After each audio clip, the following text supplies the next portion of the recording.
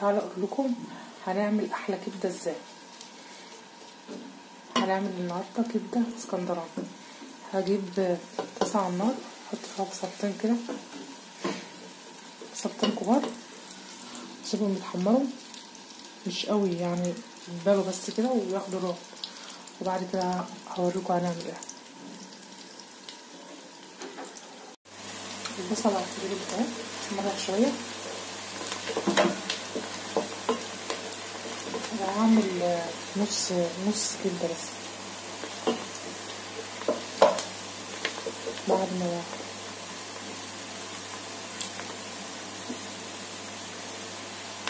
البصل بدأت تحمر هنزل بقى عليها بشوية توم، 10 فصوص توم كده، والبهارات وملح. البهارات عبارة عن ملح وفلفل وكزبرة والثوم. أول ما تنزلي عليها وعلى البصلة بس يعني تنزلي ريحة جامدة أوي، لأن الثوم طبعا ريحته جميلة أوي في الكبدة.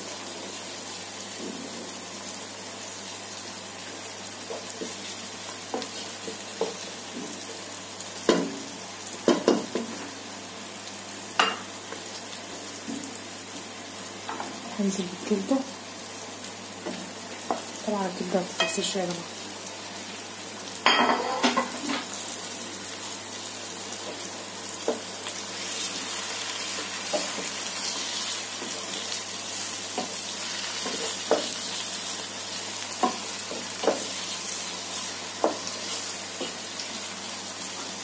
بس هغطي عليها شوية وبعد كده اوريكم هنعمل فيها. هنزل على الكبدة بقى دلوقتي، هنزل عليها بشرايح الطماطم والفلفل.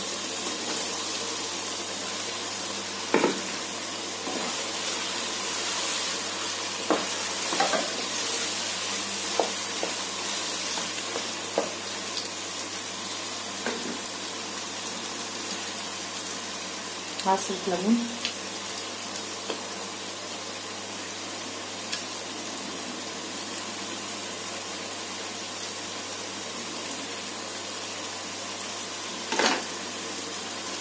معلقة خل صغيرة.